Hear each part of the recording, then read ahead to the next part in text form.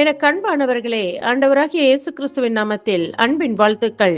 இயேசுவின் பாதத்தில் அமர்ந்திருந்து இன்று நாம் காணப்போகும் வேத பகுதியாவது யோவான் எழுதின சுவிசேஷ புத்தகம் 5:1-14 வரை.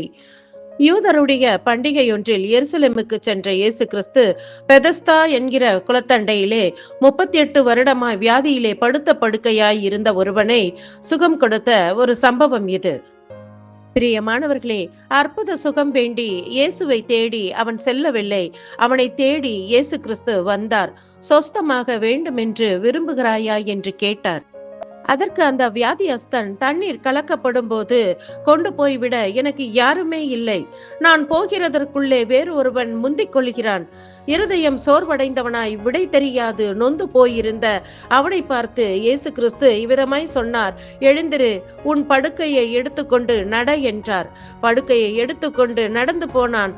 வியாதியின் பிடியில் இருந்து விடுதலை பெற்றான். பிரியமானவர்களே, ஆம், எனக்கு அன்பானவர்களே, இயேசு கிறிஸ்து உங்களை நேசிக்கிறார். இந்த செய்தியின் மூலமாய் இயேசுவானவர் உங்களோடு பேசிக் கொண்டிருக்கிறார். நம்முடைய கடினமான சூழ்நிலை அவருக்கு தெரியும். உனக்கும் எனக்கும் உதவி செய்ய எவருமே இல்லை என்பது அவருக்கு நன்றாக தெரியும். உனக்கு உதவி செய்ய குலத்தை கலக்க போகிற தூதன் வேண்டாம். பிரியமானவர்களே, நித்தமும் தூதர் கூட்டத்தால் போற்றப்படுபவரே உனக்காக எனக்காக இறங்கி வருவார். கர்த்தருக்குள் சந்தோஷமாய் மட்டும் இருங்கள். ஆமேன். நாம் ஜெபிப்போம். எங்கள் பரலோக தந்தையே, நீர் தந்த இந்த நல்ல நாளுக்காய் ஸ்தோத்திரம். உம்முடைய கிருபையினால் ஒரு புதிய நாளை காணச் செய்தீரே, நன்றி.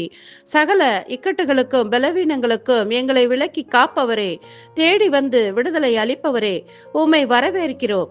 இயேசுவின் மூலம் பிதாவே, ஆமேன்.